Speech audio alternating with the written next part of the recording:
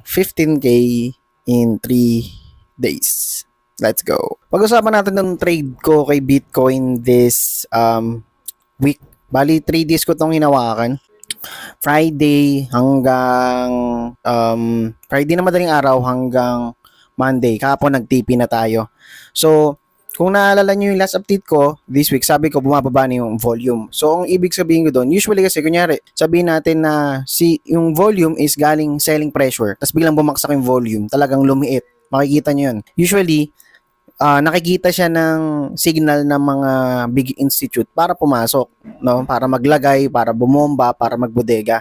So, yun yung isa sa criteria ko kaya nag-decide ako mag-long, no? Syempre nakakita rin tayo ng support sa daily time frame na nagamit natin. This is a previous key level.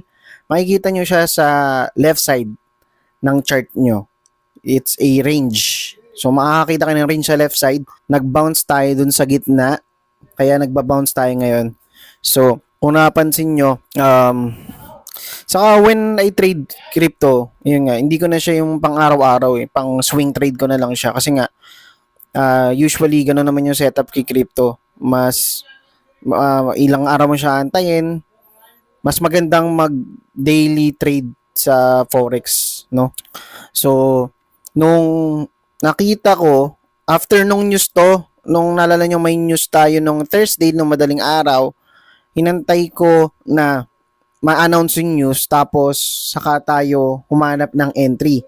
Kasi katulad nga sinabi ko sa inyo, mas ma-prefer natin na pumasok after ng news. Kasi, yun nga, during news, lalo na nung news noong Thursday, ang haba nung meeting na yun. It's about, kung ano nangyayari sa economy ng US. Pinag-usapan, nandun si Chairman Powell sa Senate. And that's why nagkaroon tayo ng 15K in 3 days. Let's go.